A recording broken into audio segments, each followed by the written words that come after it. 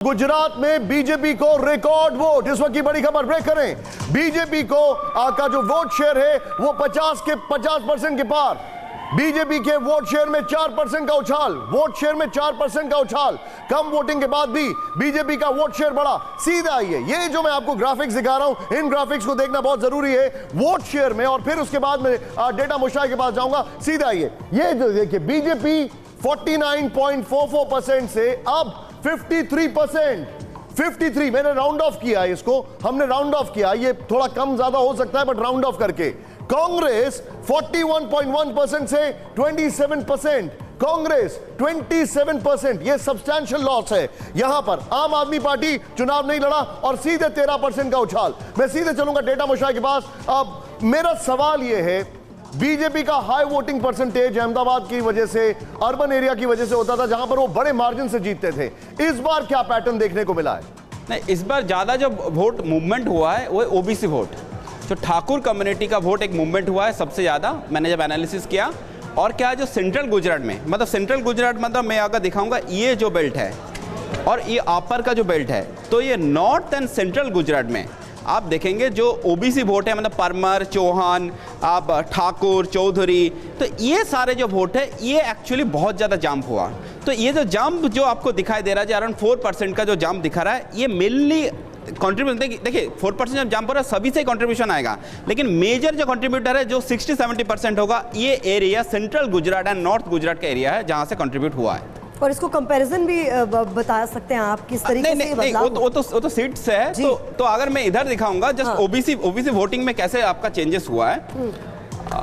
मैं अगर OBC vote share दिखाऊंगा तो ओबीसी डोमिनेटेड जो सीट है आप देखेंगे बीजेपी का वोट शेयर 46 से 52, मतलब जो 4% जंप जो स्टेट का जंप हुआ है उससे बहुत ज़्यादा, मतलब 6% जंप जो ओबीसी डोमिनेटेड सीट है उसमें हुआ है। एंड ओबीसी डोमिनेटेड सारे जो सीट है, अगर मैं मैप में चला जाऊंगा तो ये ज़्यादातर दिखेंगे आपका, ये आपका देखेंगे ये सेंट्रल गुजरात और थोड़ा अपर गुजरात में ये है। ये जो ओबीसी मैं बता रहा हूँ ये without Thakur and without Koli समाज का जो ओबीसी है, इस एरिया में सबसे ज़्यादा जंप हमको दिखाई दे रहा है। तो देखिए कुल मिलाकर ये यहाँ पर नफा नुकसान किस तरीके से हो रहा है ये समझाने की कोशिश आप कर रहे हैं, लेकिन इसको अब आगे अगर अब देखा जाए तो कांग्रेस और आम आदमी पार्टी इसको किस तरीके से रीड करेगी इन बिटवीन द लाइंस, क्योंकि बीजेपी तो यहाँ पर सीधा सीधा फायदा ले रही है, लेकिन कांग्रेस और आम आदमी पार्टी यहाँ से क्या टेक होम करेगी? देखिए अभी ये 53% आप जब ले रहा है और ऑपोजिशन जब दोनों डिवाइडेड है, तो अभी तो मतलब आपको वेट करना पड़ेगा अपॉर्चुनिटी के लिए, जो कोई अपॉर्चुनिटी जब आएगी तभी आप ग्रैब कर सकते हैं। ठीक है दादा, मैं आपके पास आ रहा हूं। मोदी मैजिक का राज क्या है? अब जरा ये समझने की कोशिश करते हैं। सीधे आइए, मोदी मैजिक का राज क्या है? ये बड़ी इंटरेस्टिंग डिटेलिंग हमारे पास है। ये देखिए, राजनीति की प्रयोगशाला, बिना राजनीतिक पृष्ठभूमि वाले पेशेवरों पर दांव लगाया। नेक्स्ट चेंज करिए, बड़ा इंटरेस्टिंग है।